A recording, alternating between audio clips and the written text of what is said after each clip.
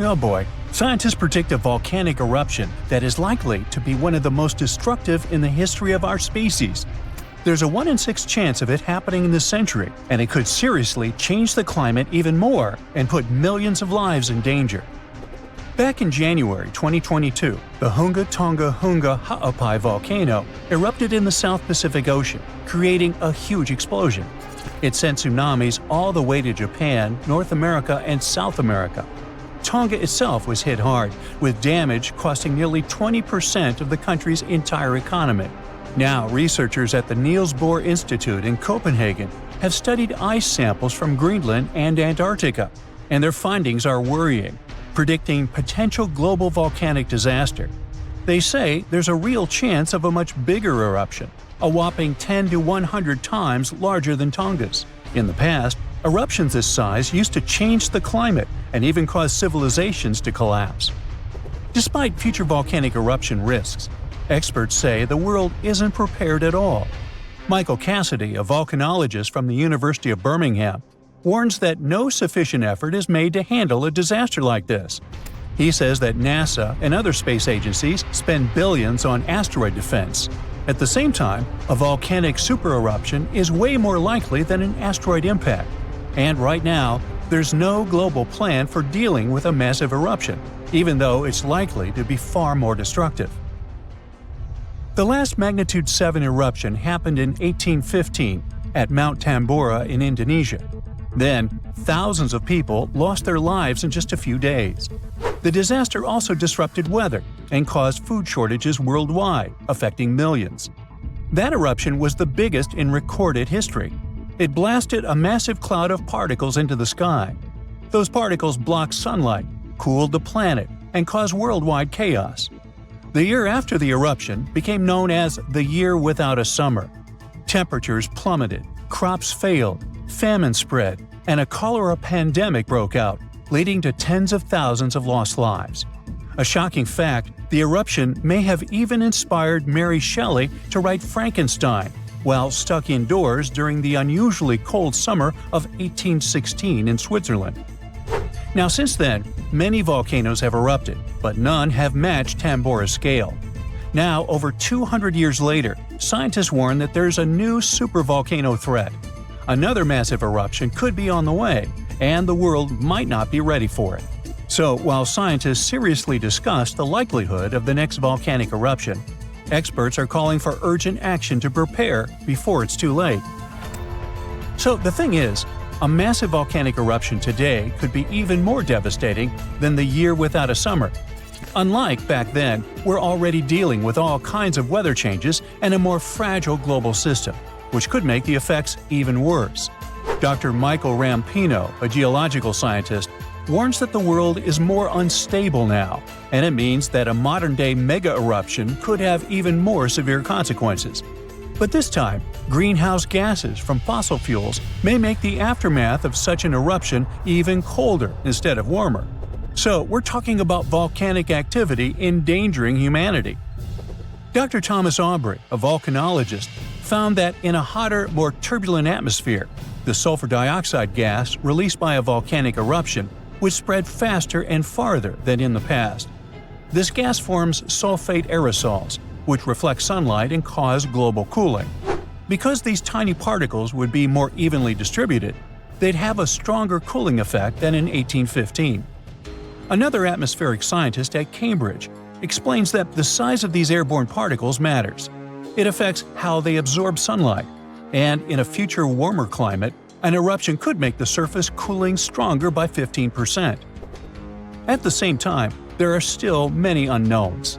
Scientists from the University of Geneva say that we're only beginning to understand the full impacts of such an event.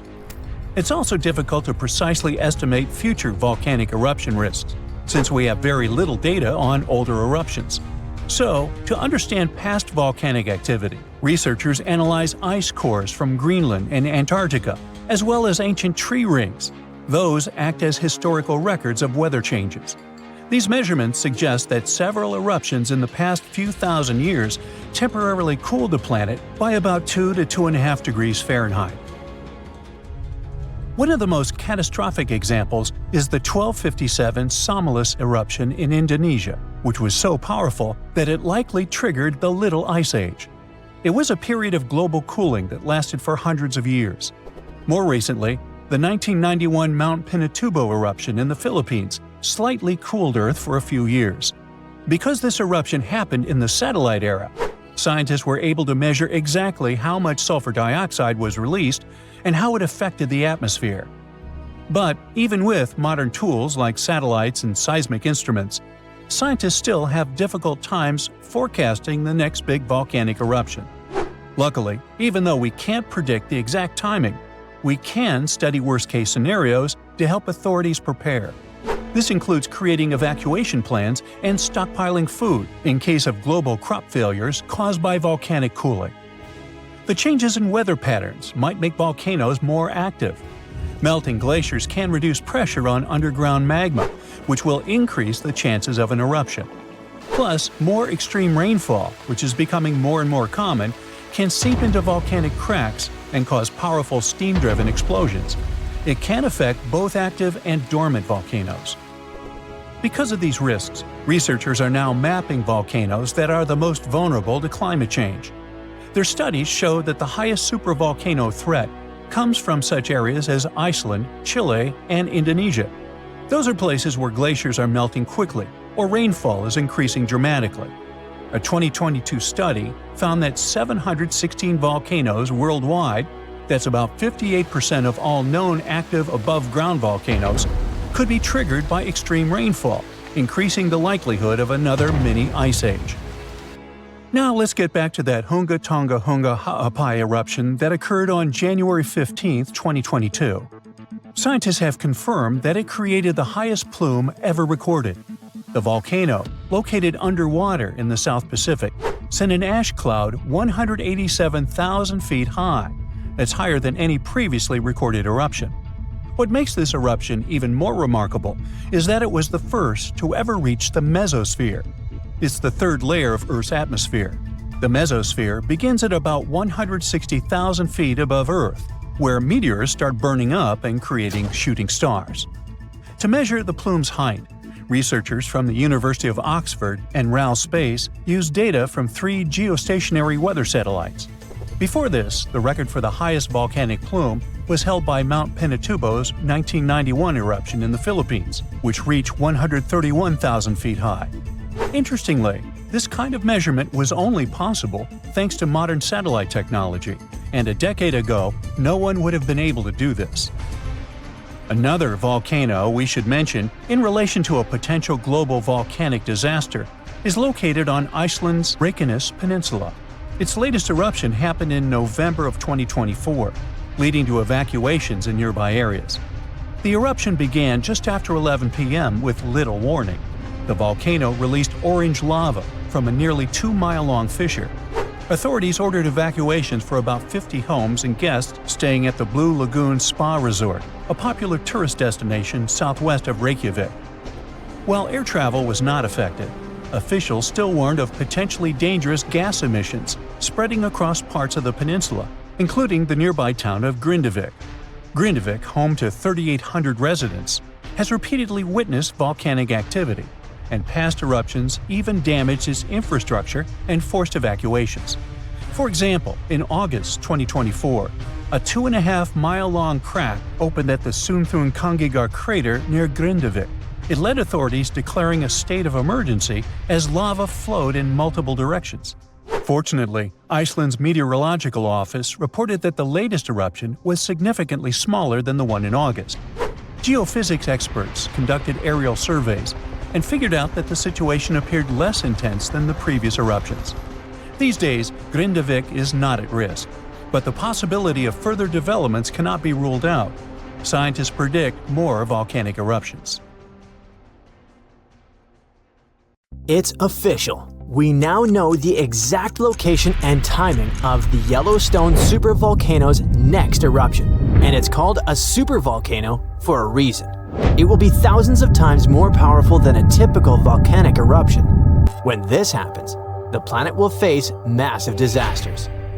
Earthquakes, tons of magma flows, ashen clouds that will block out the sun. The sky will be gray for a long time. We will have a shortage of food because of the lack of sunlight. Planes won't be able to fly. Some species of animals and trees may disappear.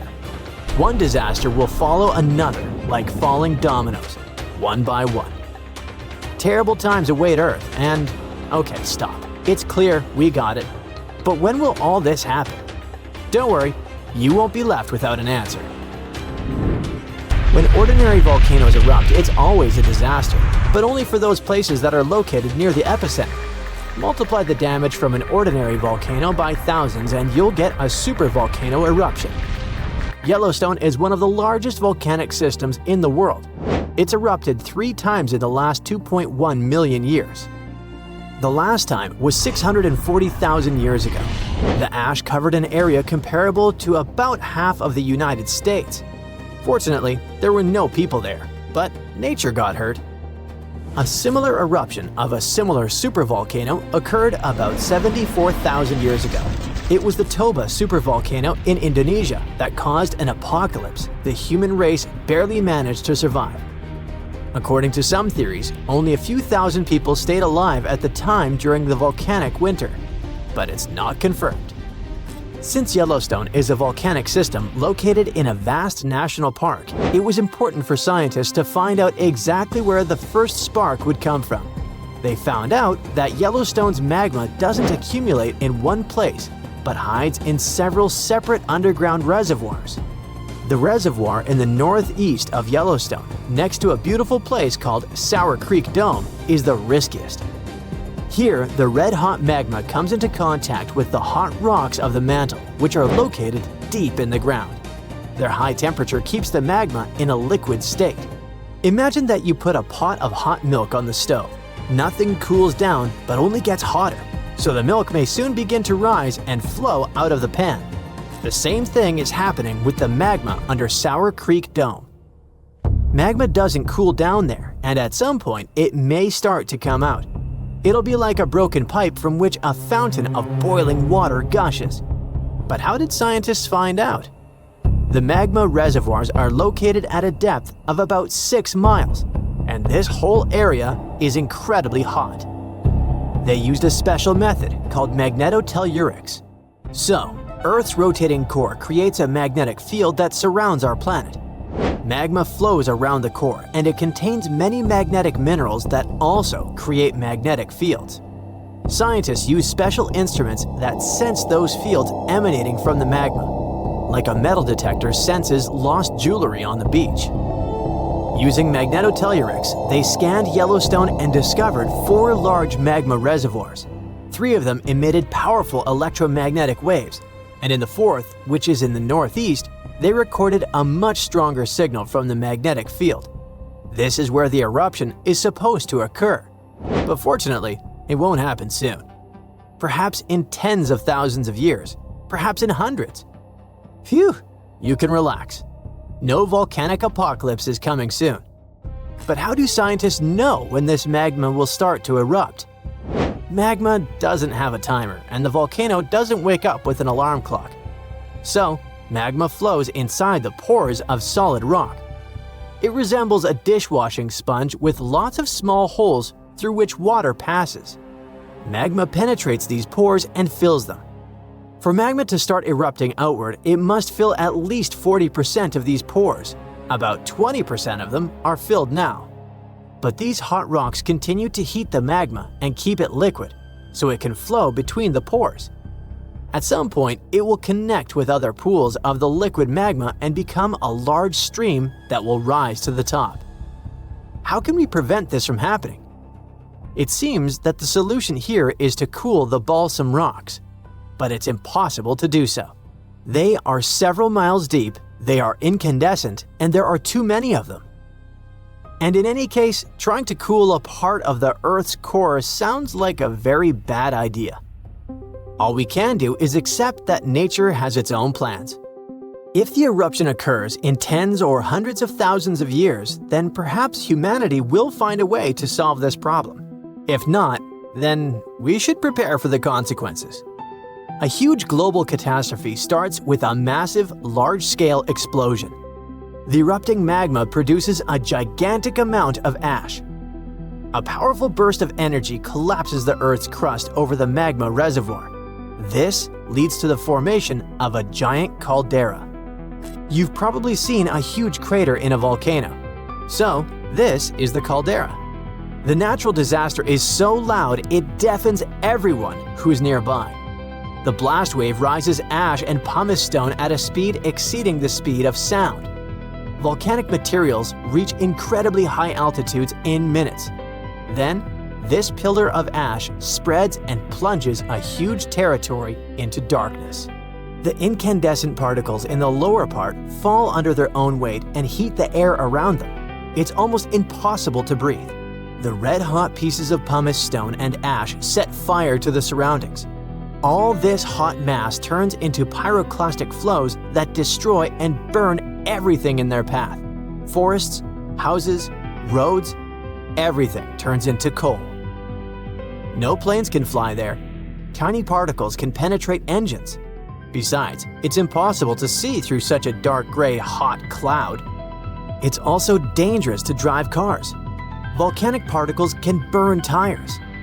Luckily, thanks to seismic technologies, people have learned in advance about the eruption, so everybody has evacuated. The column of ash that has reached the edge of space continues to expand in different directions. The wind helps the volcanic dust expand. A giant umbrella-like cloud appears over the territory of Yellowstone. It's getting wider and wider and plunges a huge area into hot darkness. During the first 24 hours, ash falls on most of the United States and parts of Canada. It knocks out power lines, pollutes bodies of water, and destroys crops. Then, the rains begin. The water mixes with the ash and falls to the ground in the form of gray mud. And don't forget, it's also poisonous. The ash contains mercury, arsenic, and lead in large quantities. Such toxic masses poison rivers, lakes, land, and air. All this time, the volcano continues to erupt. The outbursts of magma, ash, and pumice can last for several weeks or even a month. And this is just the beginning. The ash soon begins to settle, but the sulfur dioxide released during the eruption spreads all over the atmosphere. This gas mixes with the atmospheric water vapor and forms an aerosol consisting of small particles. All this covers the planet like a veil. This cap makes it difficult for the sun's rays to pass through, which means it lowers the temperature of the Earth's surface. These events cause a sharp cooling of several degrees in the world. Farmers lose a huge amount of their crops. Food prices rise and economies collapse. There might be a famine all over the planet. Human civilization can plunge into chaos. In a few years, the temperature will start rising, but it will take at least a couple of decades to return to previous standards. What will become of humanity by that time?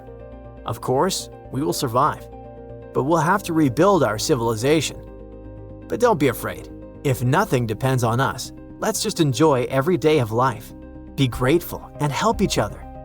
Supporting and caring for each other even during the volcanic winter is a guarantee that humanity will survive. New Zealand's most active and dangerous volcano is erupting again, reminding everyone of its power. This time, ash from the White Island volcano has drifted across flight paths, sparking concern and forcing airports to cancel flights. Locals know all too well that this volcano should never be underestimated. The current eruption comes just a few years after a catastrophic explosion claimed the lives of tourists and guides who were on the island. But against all odds, some people managed to survive what could have been their tragic end. It was December 9th, 2019. The sky was clear and blue over the Bay of Plenty, a big bay on the northern coast of New Zealand's North Island. It felt like the perfect day for sightseeing. The main attraction in the area is the White Island volcano, also known as Whakaari. It is huge, with its peak rising about 1,000 feet above sea level. Its impressive size and stunning views have been drawing visitors from all over the world for years. Actually, we're talking about very brave visitors, as being near an active volcano comes with serious dangers, such as explosive eruptions, fatal emissions of sulfur dioxide, superheated steam, earthquakes, rockfalls, and even tsunamis. Experts normally say that these catastrophic events are extremely rare, which is true, but rare doesn't mean impossible. On that doomed day, 47 people were having the best time exploring the island. Little did they know that everything was about to change at exactly 2:11 that afternoon when the volcano erupted. A fisherman who was out at sea near the volcano described it as a huge explosion going off, forming a mushroom cloud as it expanded. Photos taken from a distance and satellite images show that a thick white cloud filled the sky a couple of moments after the eruption. Authorities then issued an alert about a moderate volcanic eruption, warning people living near the volcano to stay inside and close their windows and doors to prevent ash from coming in. But the authorities' nightmare truly began when they checked cameras on the island and saw what appeared to be people going inside the crater just 1 minute before the eruption. Right at that moment, they knew they had to launch an urgent rescue operation. Time was running out, and every second counted. The people were in serious danger. 7 rescue helicopters were sent to the scene with paramedics on board. They managed to find the first survivors, and 7 of them were seriously hurt. At around 5 in the morning the next day, officials announced that 23 people had been rescued from the island.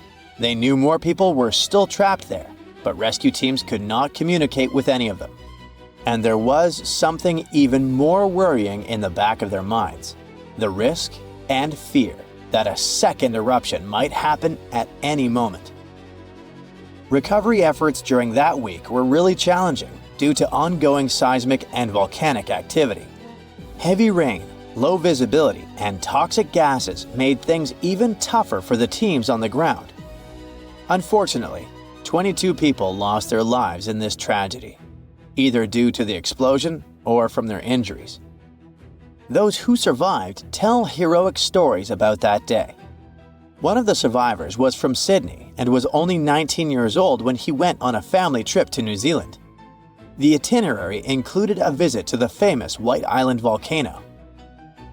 He said that his tour group, including his family members, was caught in a relatively flat and open area on their walk down from the crater when the volcano erupted.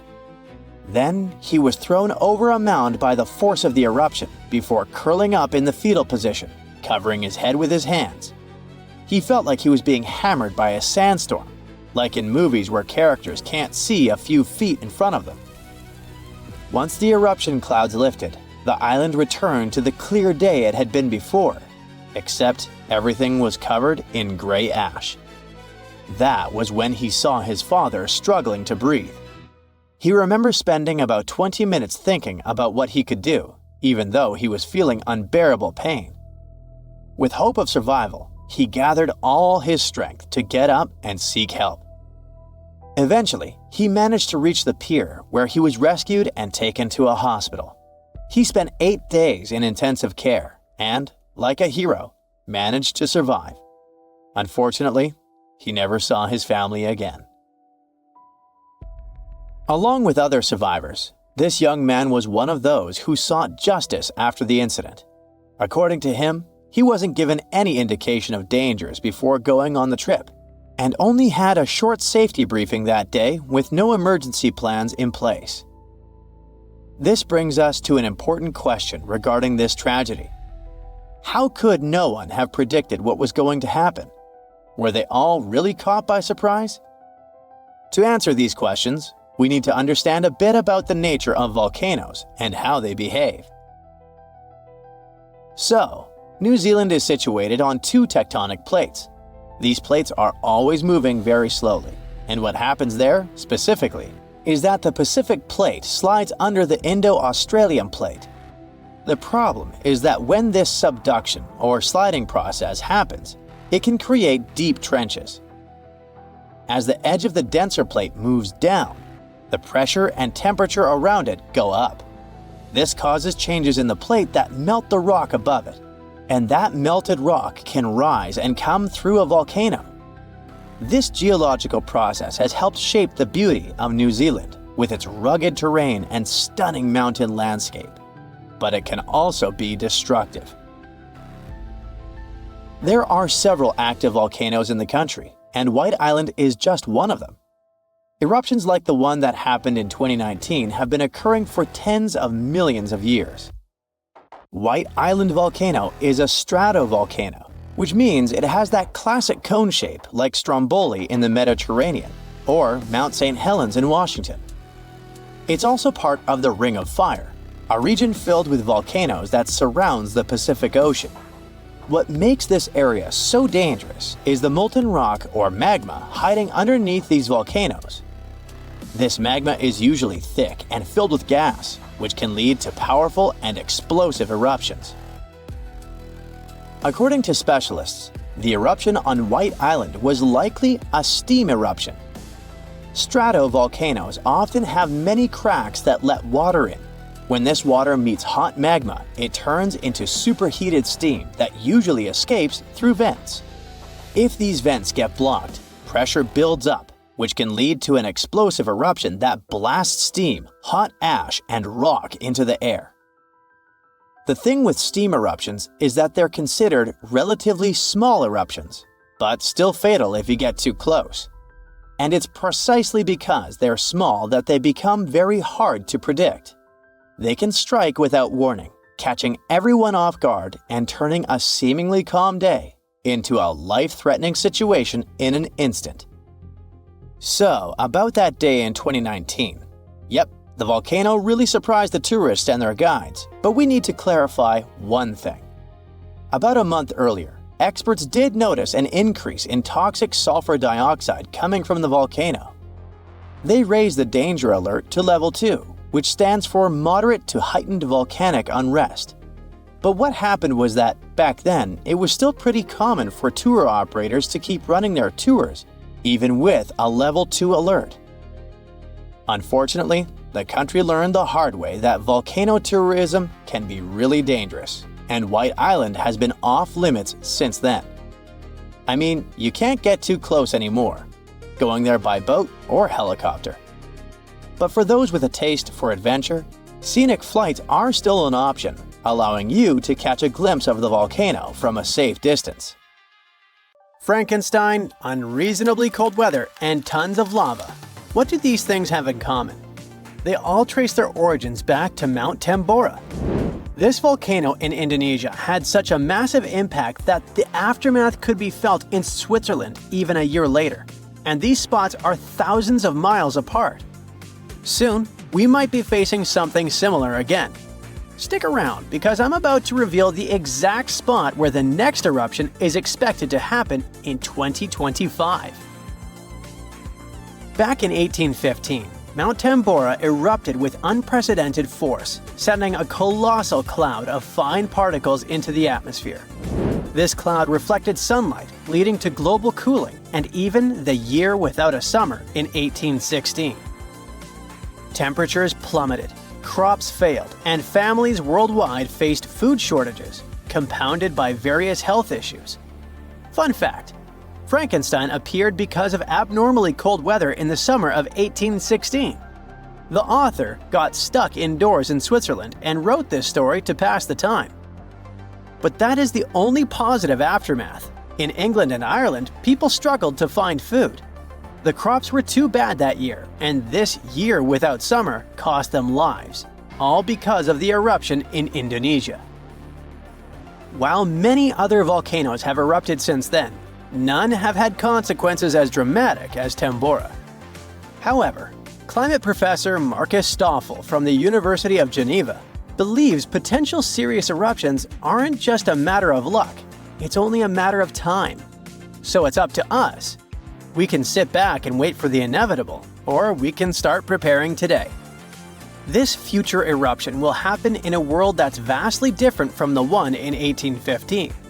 Not only is our planet more densely populated now, but we've also experienced irreversible changes that affect our daily lives. Now, if you think volcanoes are always the bad guys, think again. They've actually played a crucial role in shaping our planet. They help with land formation, atmospheric development, and climate modulation. Just look at Yellowstone, for example.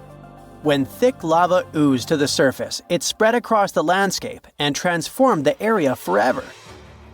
When volcanoes blow their tops, they release a mix of lava, ash, and gases, including carbon dioxide. But don't worry, compared to the emissions from fossil fuels, the amount from volcanoes is pretty tiny. What scientists are really keeping an eye on is sulfur dioxide, because it can have a big impact on our climate. When a major volcanic eruption happens, it can send sulfur dioxide soaring into the stratosphere, which is about 7 miles up in the atmosphere. Once there, it transforms into tiny aerosol particles that scatter sunlight, helping to cool the planet. This cooling effect isn't immediate though. Those particles can hang around for a couple of years and even circulate all around the globe. Nowadays, we've got special equipment to monitor sulfur dioxide emissions from space. Take Mount Pinatubo in the Philippines. During its eruption in 1991, it released around 15 million tons of sulfur dioxide. Now, while that's a lot, it wasn't quite as massive as the eruption of Tambora. Still, Pinatubo managed to lower global temperatures by about 0.5 degrees Celsius for several years. Tambora, on the other hand, dropped average global temperatures by about 1 degree Fahrenheit. I know what you might be thinking. That's not much, but trust me, it makes a difference. If the planet warms up by just 1 degree Fahrenheit, it could really mess with sea levels. Experts think we might see a rise of up to 8 inches by the end of this century. This could wipe out a lot of farmland and coastal habitats, which would be a huge blow to many communities. So maybe a volcano eruption that can cool off the planet is like a natural mechanism helping us out? Not exactly. While it does cool the planet off, don't get tricked into thinking it's the kind of coolness our planet needs. Such temperature shifts can severely mess up with the crops, like they did in 1816.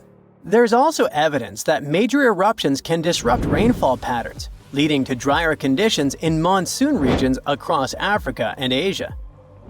You see, the summer monsoon relies on the temperature difference between land and ocean, which can be altered by volcanic activity. Interestingly, a warmer climate may enhance the cooling effects of volcanic eruptions. Experts explain that the formation and movement of aerosol particles depend on climate conditions. As global temperatures rise, faster air circulation can lead to smaller aerosol particles, which are more effective at scattering sunlight and thereby intensifying the cooling effect. Oceans also contribute to this dynamic. A warming ocean surface creates a stratified layer, hindering the mixing of warm and cold water, which could mean that volcanic eruptions primarily cool the upper ocean layer and the atmosphere above it, according to Stoffel. Moreover, climate change may influence volcanic systems directly. The melting of ice can trigger more eruptions by reducing the pressure that allows magma to ascend more easily.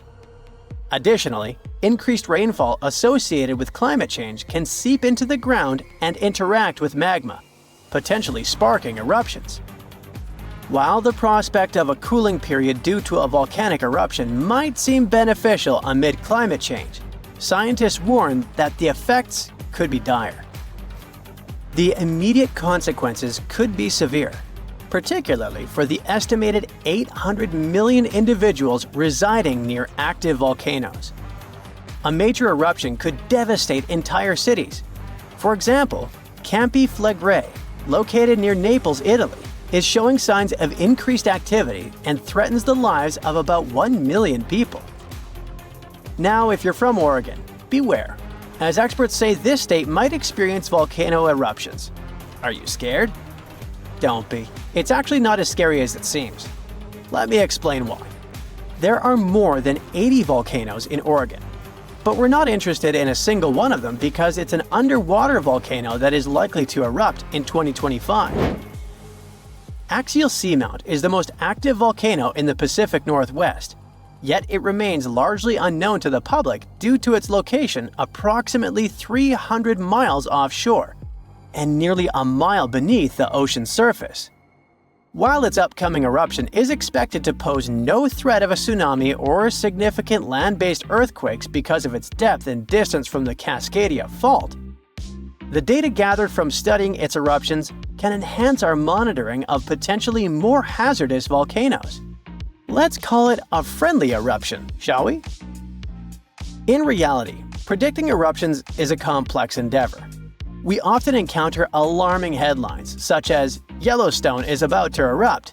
Should we take these claims seriously? Not really.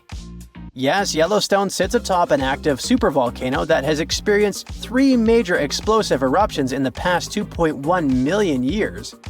The last eruption occurred approximately 70,000 years ago, with the most significant explosion taking place around 631,000 years ago, forming the massive Yellowstone caldera.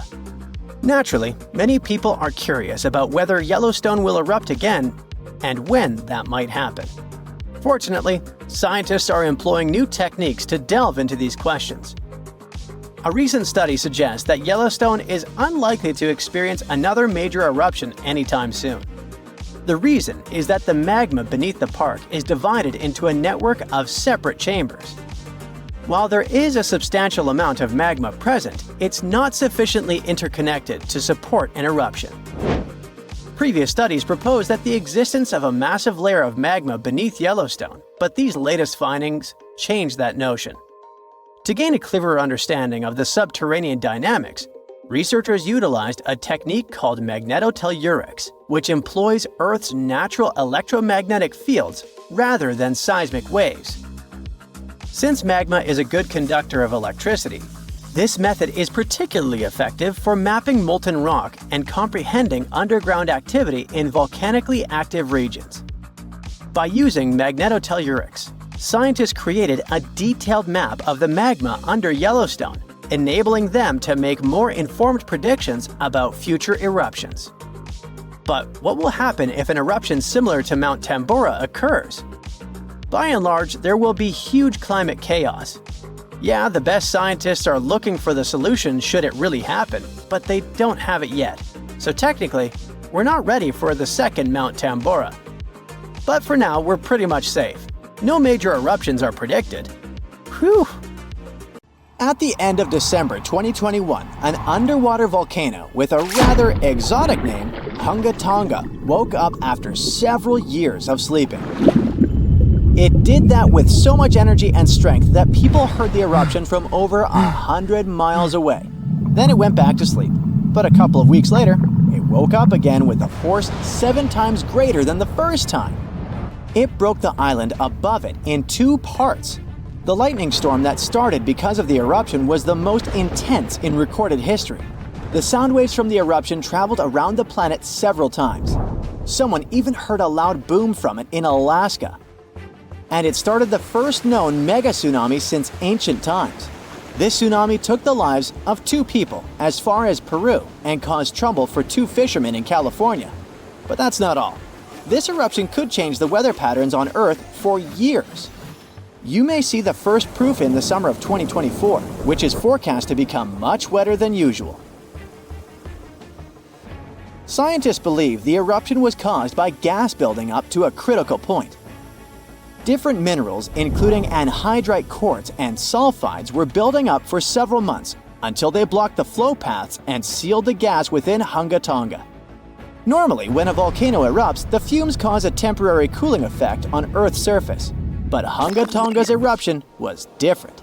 It didn't produce much fumes, but released a massive amount of water vapor, roughly equal to 60,000 Olympic swimming pools.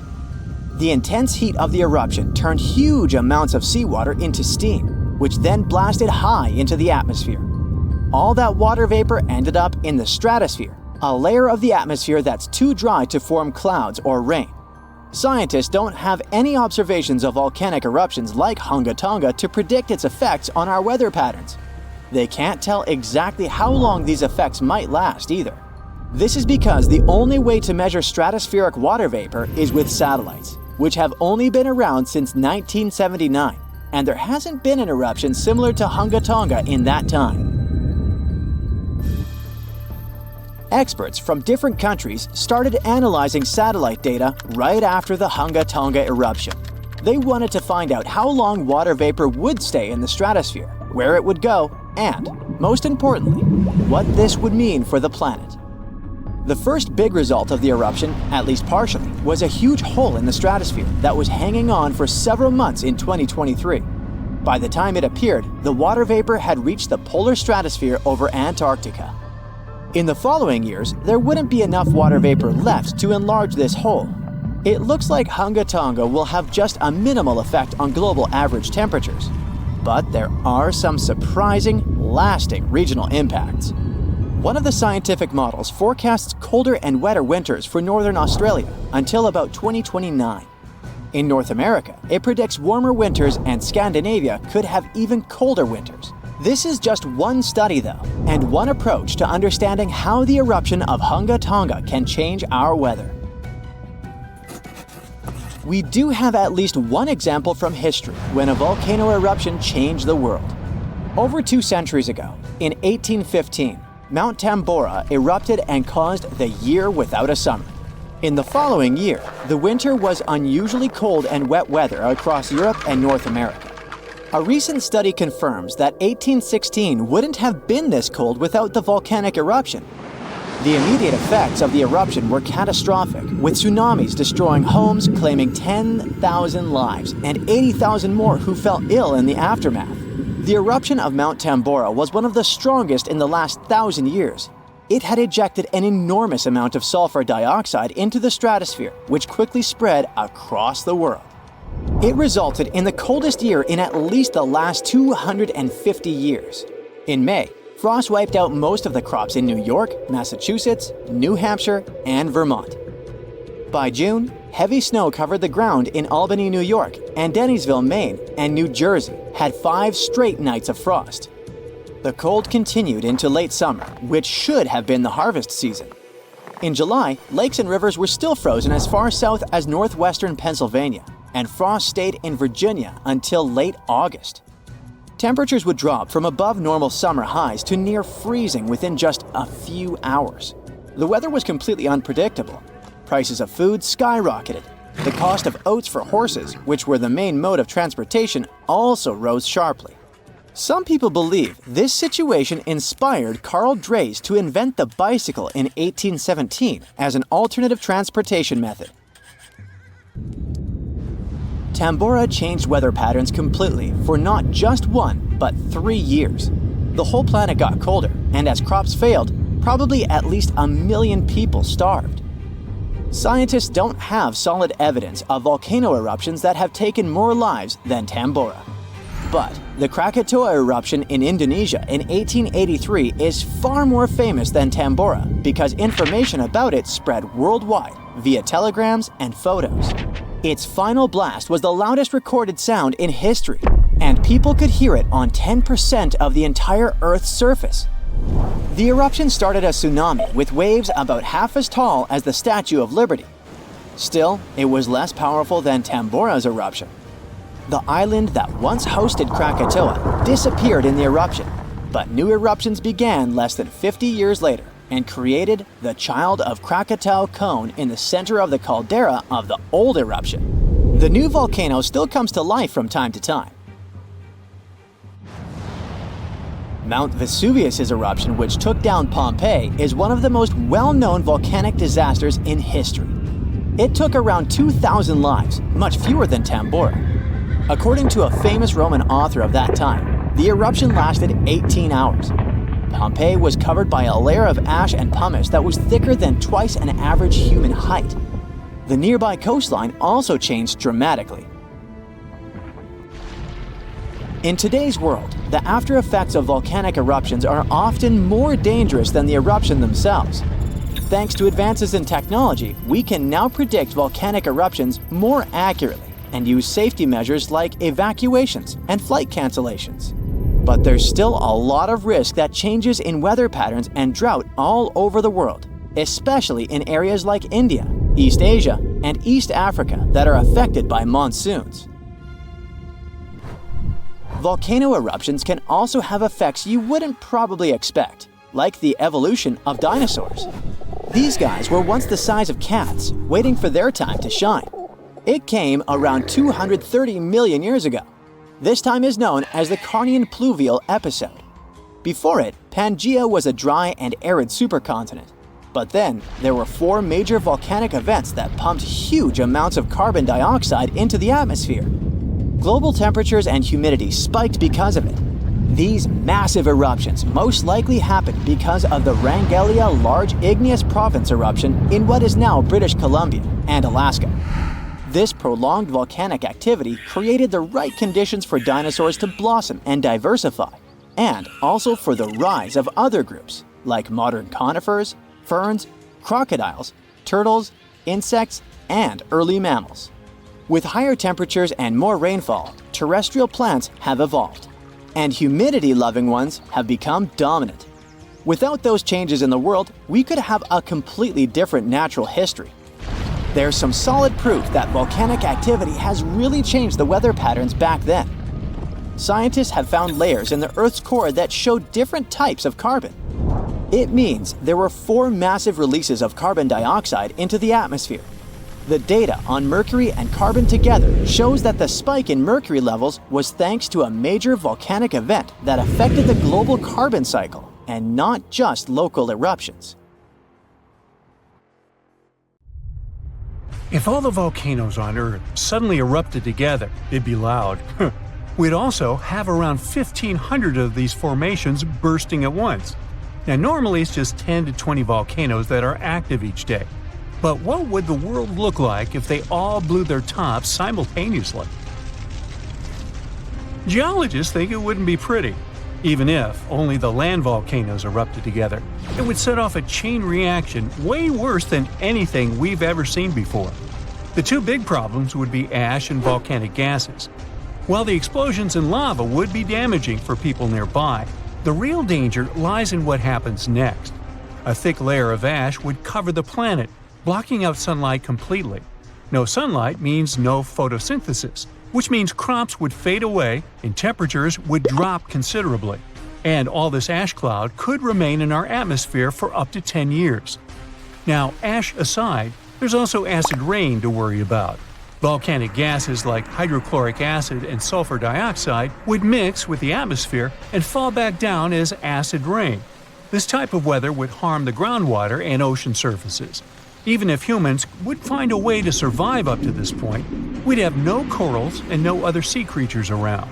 Scientists have seen similar events in Earth's history at a smaller scale. Big volcanic eruptions have been linked to mass extinctions. When Mount Pinatubo erupted in 1991, it cooled parts of the world for 2 years. But the extra carbon dioxide from these eruptions could also heat the planet, the same way we turn our stoves to broil for that extra crispy layer on our casserole. Geologists also mentioned that there's evidence in our atmosphere that stuff like this may have happened in the distant past. During the Cretaceous period, carbon dioxide levels were way higher than today, which made it difficult for marine life to thrive. Who would survive all this? Probably just some extremophiles, these organisms that survive in harsh conditions like hot springs or deep undersea vents. As for humans, we could all lay low in underground bunkers until things clear up, or build multiple space stations that could fit us all. Yeah, right. The chances of all volcanoes erupting at once, though, are very slim. Whew! That's because there isn't one giant source supplying all the volcanoes on Earth. Each one of these openings has its own deposit of magma, except for a few cases where they indeed share the supply. For example, in 1912, Nova Rupta in Alaska erupted alongside another volcano sharing magma. Scientists have also found evidence of magma hiding under volcanic areas, like under the Taupau volcanic zone in New Zealand. This magma can spread out horizontally for long distances, but is still just a local feature. Even if we consider all the magma under Taupau as one system, it's not connected to other volcanic areas like Indonesia or the Philippines. Because the great majority are isolated, volcanoes can't sync up to erupt at once. The magma comes from different processes, like mantle decompression or adding water to the mantle through subduction. There's no way to make all these different volcanoes erupt together because of how tectonics work. Now, that doesn't mean we won't see interesting volcano activity in the future. Take an underwater area near British Columbia, where recently about 200 small earthquakes per hour have been noted. Deep beneath the Pacific Ocean floor, off the coast of Vancouver Island, magma is set to erupt, heating the water so much that it'll bubble like soda.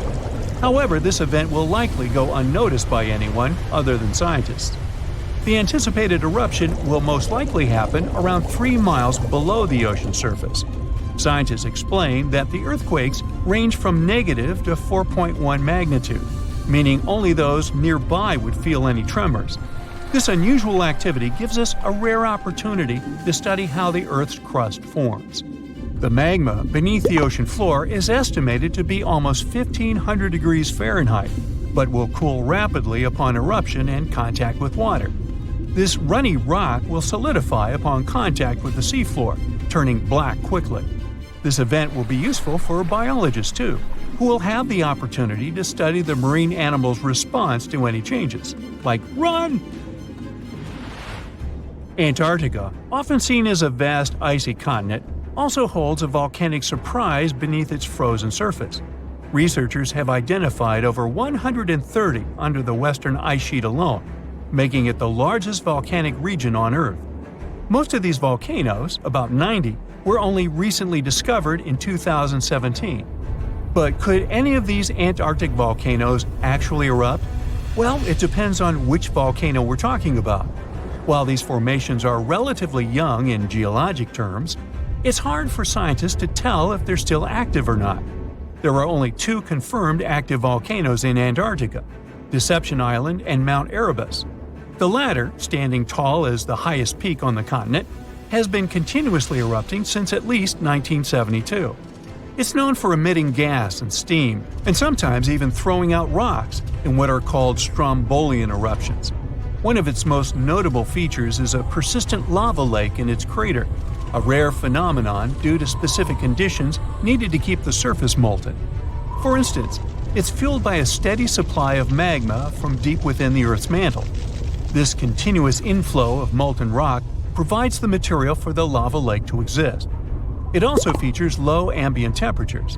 Despite its location in Antarctica, Erebus has relatively mild temperatures in its summit region because of the heat generated by the volcanic activity.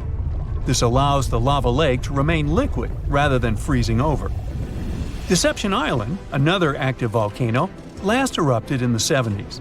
While it's currently not showing signs of imminent eruption, it's being monitored closely for any concerning activity. Apart from these 2 being confirmed to be active, Antarctica is dotted with fumaroles, openings in the Earth's crust that release gases and vapors. Sometimes these fumaroles can create icy towers reaching heights of 10 feet. What we should focus on is maybe supervolcanoes. They're this type that has the potential to produce the most massive and destructive eruptions. Unlike the typical one, which has a single vent, supervolcanoes have a vast magma chamber beneath the surface, spanning tens or even hundreds of miles in diameter. Their eruptions can have catastrophic effects on the surrounding area and even impact global climate patterns because of the amounts of ash and gases they spill out into the atmosphere. One famous supervolcano is the Yellowstone one, which some say is gearing up for another eruption. It has the capacity to unleash a colossal eruption, spewing over 240 cubic miles of material. As much as we'd like to predict its behavior, volcanoes don't stick to a calendar. On the contrary, eruptions simply happen when there's enough magma beneath the surface. There also needs to be enough pressure for the magma to travel upwards. As far as we can measure, these conditions are not currently met at Yellowstone. Sure, many volcanoes operate on a cyclical pattern, but that doesn't mean Yellowstone is overdue. In fact, Yellowstone has had just 3 major eruptions over the past 2.1 million years. Also, the term supervolcano refers to the formation's size, not necessarily how fussy it is.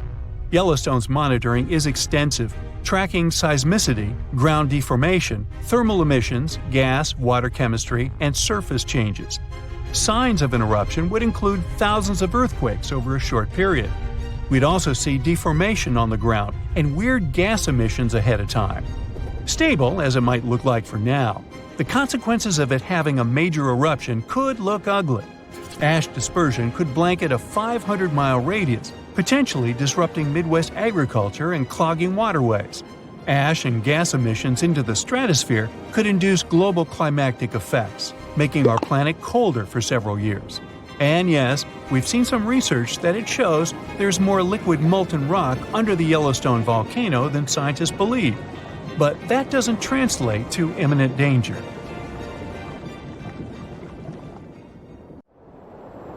So, you might have heard that Yellowstone National Park is sitting on top of a giant supervolcano.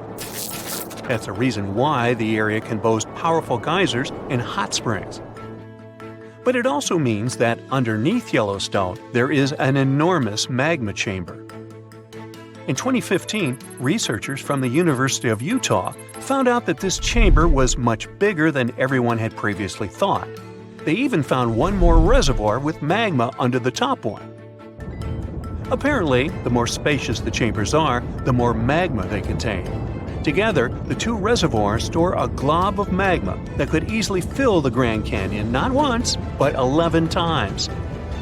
But you know the most worrying thing about the magma chambers? They tend to push against the ground above them. As a result, the land in Yellowstone rises about 1 to 2 inches a year.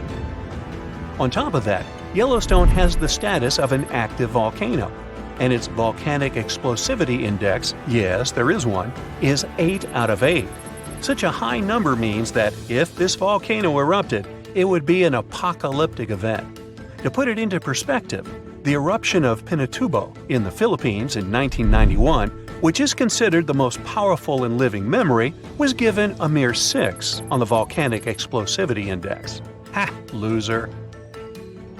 Now, let's figure out if there's anything to worry about.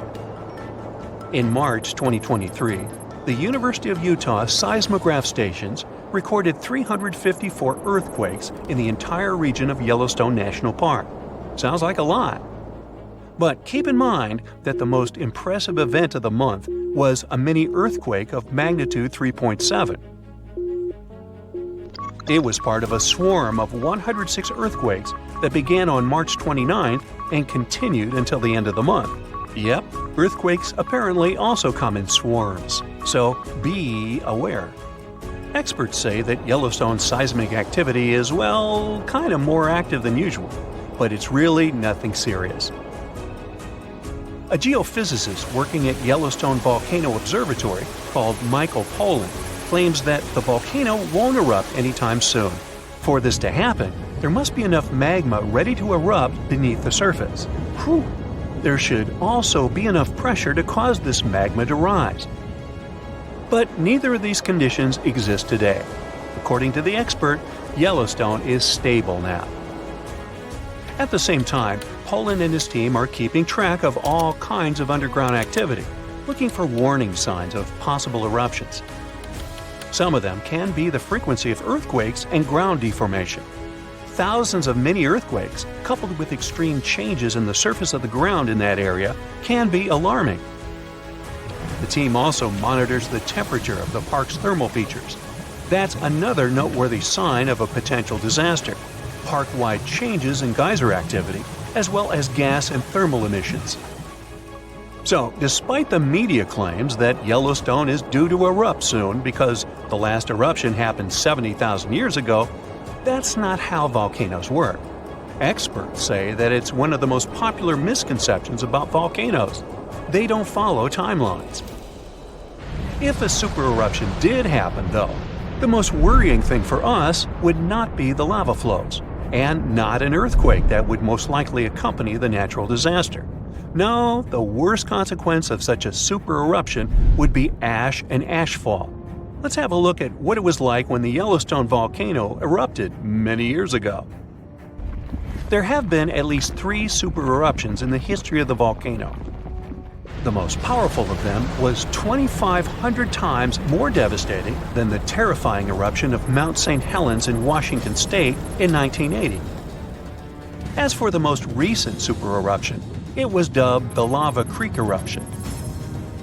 It formed the Yellowstone caldera after spewing out an insane amount of dust, volcanic ash, and rock into the air.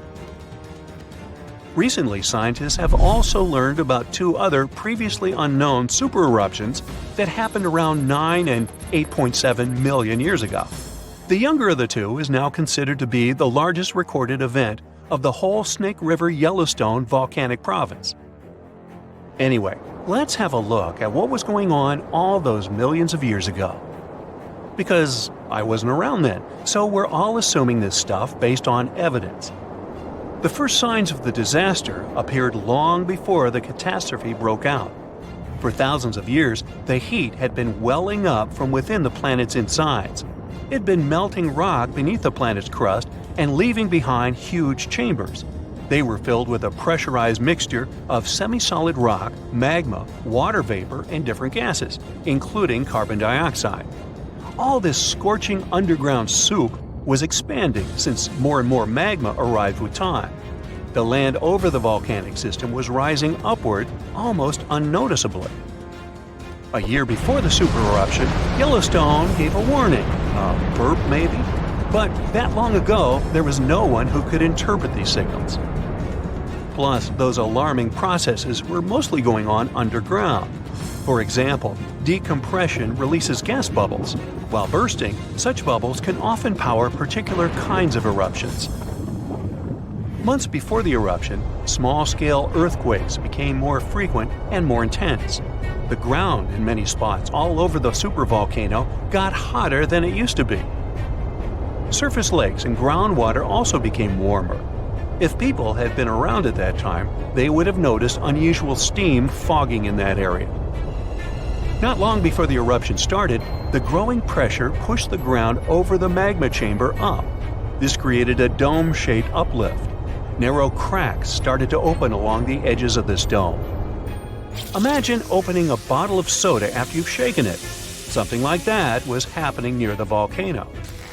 Think Mentos and Diet Coke. The pressure was released through the fractures when gases were bursting out from under the surface. So right before the disaster, the ground around the Yellowstone volcano lifted. Geothermal pools and geysers heated up to boiling temperatures and got more acidic than usual. The magma started to rise toward the surface. At one point, the rock roof of the magma chamber couldn't resist anymore and the eruption kicked off. Small but constant tremors began to move the ground days before the catastrophe. But the real shaking didn't start until several minutes before the eruption. With a deafening roar, a massive column of lava and ash hurled up into the air. Within several minutes, a pyroclastic flow rushed across the area at a hurricane-force speed. Such a flow is a liquid mixture of half-solid lava pieces, volcanic ash, and hot expanding gases. It looked like an extremely hot toxic snow avalanche. With a temperature of about 1,300 degrees, it was burning everything in its path. The volcano kept pumping ash for days on end. For all living creatures, ash fallout was one of the most dangerous consequences of the eruption. Volcanic ash turns into glassy cement within seconds of being inhaled. Most animals didn't have a chance to survive. Even thick trees started to collapse under the weight of this dense substance. It only took a couple of days until a thick layer of ash covered huge territories. After the ash got into the stratosphere, the temperatures all over the world started to drop. The eruption was rich in sulfur, which is an effective sunblocker. That's why it soon got so cold that there was no summer in the whole world for the next several years. Animals couldn't find food and clean water. This natural disaster, called the Gray's Landing supereruption, was colossal. That's how researchers described it in their recent studies. It affected a huge territory. The streams of lava enameled an area as large as New Jersey in scorching hot volcanic glass. It instantly sterilized the land surface, wiping out all the plant life that had been thriving there before. Now, if such an eruption were to happen these days, it would cover Colorado, Utah, and Wyoming with almost 3 feet of toxic volcanic ash. Many regions would be plunged into darkness. Even the coast, where most Americans live, would experience problems with the spread of the ash cloud. It would destroy crops and contaminate pastures, ruin power lines and electrical transformers. Well, so I'm sure you'll agree with me, it's a good thing that such a disaster isn't expected to occur anytime soon. Hey, we got enough other stuff on our plate. So, you notice anything weird? Recently, there have been alarming changes in the water levels in different parts of Yellowstone Lake. At the same moment, the water level can be rising on one side of the lake and falling on the other. Ooh, it looks as if the lake basin gets lifted by some underground forces. Can it be a sign of a looming disaster? Geysers, mud ponds, and hot springs turn Yellowstone National Park into some extraterrestrial world. And all these wonders are fueled by a mighty supervolcano. Supervolcanoes produce super eruptions. When it happens, they launch more than 240 cubic miles of ash, molten rock, and hot gases up into the air. To make it easier to imagine, 4 super eruptions could fill the Grand Canyon to the brim. The Yellowstone giant was thought to be responsible for at least 3 enormous eruptions and countless smaller ones. In that region, the volcanic deposits are scattered over tens of thousands of miles. Scientists believe they had been created by many weak eruptions. But after doing more research, experts found out these deposits had been left by 2 previously unknown super eruptions. Those probably took place about 9 and 8.7 million years ago. This discovery means that the area around the Yellowstone volcano used to face a super eruption every 500,000 years. But over the last 3 million years, the hotspot has seen only 2 super eruptions. It makes scientists believe these catastrophic events are slowing down, or just maybe one is overdue. Anyway, if the Yellowstone supervolcano went off with as much power as it had 2.1 million years ago, it would spit out more than 588 cubic miles of boiling lava. That's more than 4,500 times the volume of Sydney Harbor. That's a lot of lava. Whether it's likely to happen or not is another question. There's no doubt that something is going on with the volcano. The water level changes in Yellowstone Lake mean the caldera is lifting under the surface. And the caldera is what's left over after a volcano erupts and then collapses. The Yellowstone caldera is not just going up, creating a dome-shaped uplift. It also moves up and down in a kind of breathing motion. It might be because the magma is seeping into the crust, or because this magma is heating up the Yellowstone hydrothermal system, making it expand and raise the crust.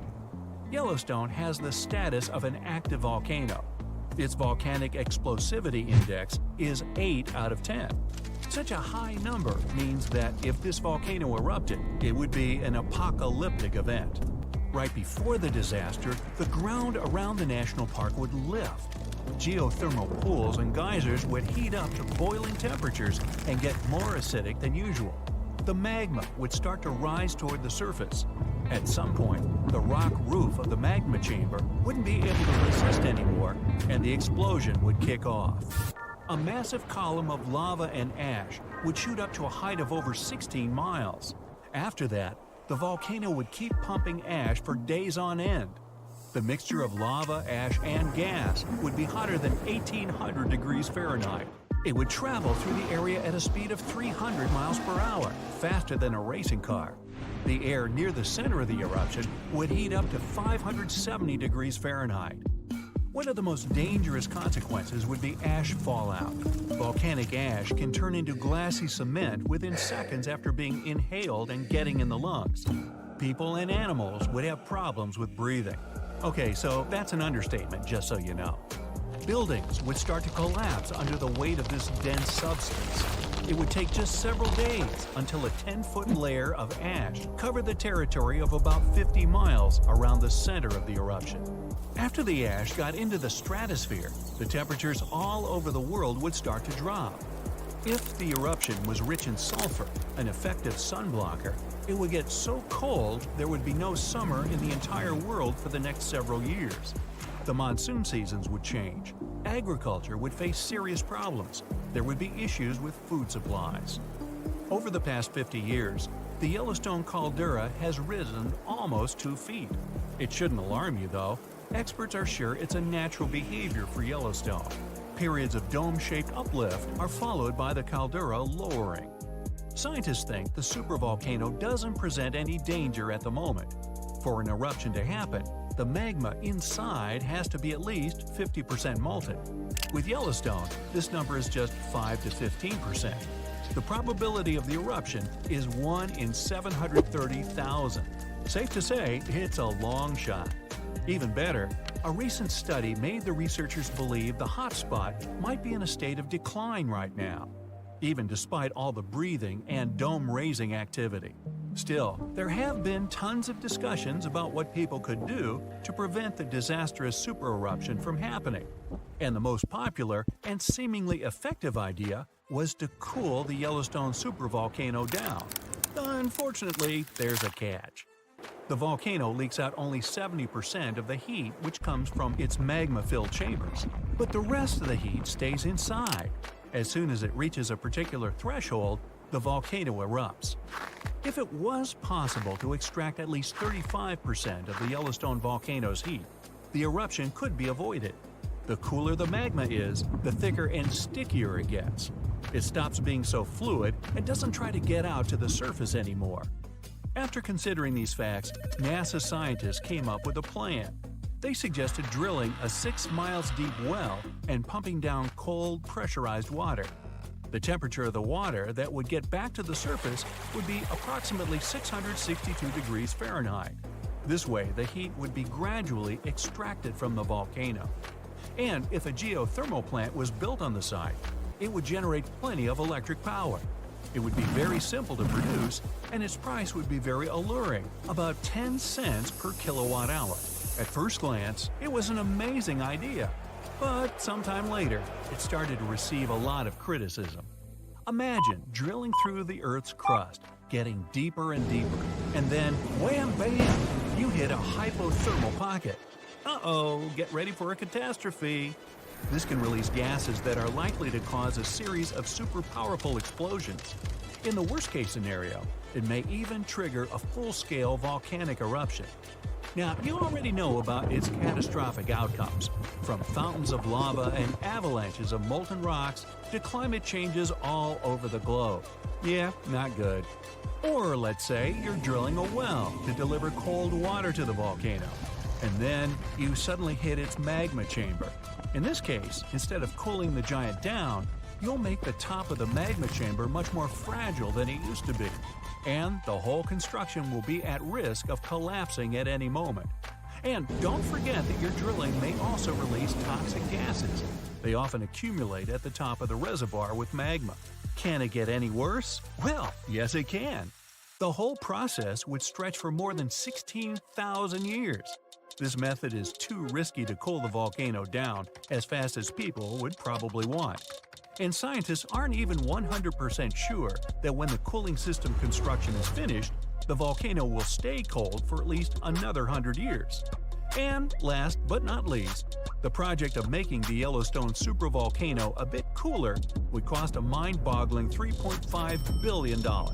A huge price for something that might not work out altogether. Oh, by the way, Yellowstone isn't the only volcano that has a lava dome that's lifting at the moment. Lava domes are created when magma gets to the surface and then gathers around the vent. Scientists have found one of those inside an underwater volcano in Japan. This dome is more than 2,000 feet high and more than 6 miles wide. Even though the Japanese supervolcano seems to be sleeping, experts don't let their guard down. A volcanic system can go from being calm and docile to teetering on the edge of an eruption in the blink of an eye. Another massive dome is growing in the central Andes, on top of the planet's largest active magma store. The Altiplano Puna Plateau, well there's a tongue twister, and where the dome was found, is the second highest plateau in the world, and the dome itself is more than half a mile tall. You might wonder how come experts have known nothing about this enormous uplift until recently. The answer is simple. It was hidden within the plateau. It's an arid region littered with volcanoes, and it stretches for thousands of miles. Yep, another case of hiding in plain sight. Day 1. A small but powerful tremor is shaking the city of Naples, Italy. The news networks are reporting on the event. The experts believe that Mount Vesuvius, the stratovolcano on the Gulf of Naples, will explode soon. But when? It's erupted many times in the past. In fact, that's how it got its shape. It's made of multiple layers of hardened lava, pumice, and ash. Vesuvius last erupted in 1944, but a major blast happened there nearly 2,000 years ago. It buried the Roman towns of Pompeii and Herculaneum and decimated the surrounding areas. Today, 3 million people live less than 20 miles from the volcano, and 600,000 live in the danger zone. Large eruptions happen every few thousand years, usually after long periods of calm. And the trouble is, Vesuvius is long overdue for its next one. This time, though, the volcano is being watched by the Vesuvius Observatory. It has seismic stations, special GPS arrays, and satellite-based radar to help it measure ground movement. They also have special equipment to test the chemicals found in the gases coming from the volcano. All of this helps the experts work out whether it's about to go off. But will it? Right now, the magma is more than 6 miles from the surface. Things seemed safe yesterday, but now they're about to take a turn for the worse. Day 3. Another tremor comes in measuring 3 on the Richter scale. All the equipment that's installed near the volcano is now going off. The magma is pushing upwards. It's not at the surface yet, but Vesuvius is definitely restless. 2 more tremors follow in the afternoon. They don't feel like regular earthquakes, and geologists can see the difference in their seismographs. Volcanic quakes register about 4 to 5 less on the Richter scale. Now, the experts are sure it's just a matter of days or weeks until the volcano erupts. Some volcanoes can be restless for months or even years before they go off. But that's not how it goes with Vesuvius. Day 4. The ground starts to crack open, as if a giant creature is trapped in the Earth's crust and is trying to desperately get out for some air. Steam escapes from the little cracks in the soil. Certain areas are hotter than others. If you went there, it would feel like you walked straight into an oven, and it would be hard to breathe. Some sheep got too close to the mountain and passed out. When the farmer found them, he almost collapsed too, not from the heat, but from the gases. Carbon dioxide and hydrogen sulfide are being released into the air. The entire area around the volcano smells like rotten eggs, and many of the forest animals are now staying clear. The nearby trees have been absorbing these gases from the soil for days on end now, and they're starting to turn brown. The carbon dioxide levels in the area are skyrocketing, and all the detectors are beeping constantly. Day 6. The tremors are getting more frequent. Experts at the Vesuvius Observatory monitoring the volcano say the quakes are coming from the magma that's being pushed upwards. A few hours later, the national emergency alert goes out. Thousands of local people have around 15 days before the volcano erupts, and they need to evacuate their homes. The 600,000 people in the danger zone start to pack their suitcases and leave in cars and trucks. There's chaos everywhere. But in all that disorder, some people are standing still. They look around, trying to understand what's really going on. A few of them are taking photos of their homes. Others are streaming all the confusion on social media. But the senior citizens are just standing outside, looking at their houses one last time. They hope this is all just a false alarm. It's happened before, but who really knows? Day 7. It was a sleepless night. Plenty of the locals have already left. Some good people from other towns drive to the area to help the residents evacuate faster. There's a massive traffic jam, but everyone expected it. This is why the evacuation started early. Ferries, trains, and buses have canceled their services to help the evacuees. They're all working on a tight schedule to make sure everyone gets out safe without any delays. Some people refuse to leave, but their neighbors eventually convince them to go. It will take 7 days to evacuate everyone, and these people will spread out to other areas of the country, not just to the nearby safe regions. Day 10. More than half of the residents have now left the red zone. After the chaos, there's now silence, and it's interrupted by the eerie sounds of the tremors. Animals are being evacuated too. Many people are now trying to save as many animals from the forest as they can find. Day 16. All 25 of the towns that were at risk have now been evacuated. The red zone is empty. But the tremors are getting stronger, as the volcano is a pressure cooker ready to explode. White smoke rises from the large opening on the mountaintop and the vents on the side. The molten rock moves toward the surface, and the pressurized gases form bubbles, just like the ones you see when you boil food. Suddenly, there are some loud booms, and then an explosion. It's loud enough to be heard thousands of miles away, and the shockwave is felt throughout Italy. Volcanic rock is thrown up into the air. A thick black mushroom cloud forms and expands into the sky. The birds abandon their nests and fly away in huge flocks. The red-hot lava is now spewing out of the volcano like a fountain. As it flows downward, it obliterates everything in its path. Then there's a volcanic landslide. Part of the cone-shaped mountain falls off, and millions of tons of soil and rock break loose from the volcano's side and tumble down. The lava spreads on the slopes, and it slowly slides down into the forest and the farmlands. The plume of ash, pumice, and other kinds of rock has risen so high into the sky that people can see it from Rome. Then the tower of debris starts falling back to Earth. First comes the ash, then chunks of rock. The ash in the atmosphere is so dense that it's hard to breathe. The lava slowly spreads across the area and pulls down all the trees. All the nearby towns are shrouded in darkness and smoke. Buildings collapse, and all around there's a mixture of heated, poisonous gas and rock moving faster than a car.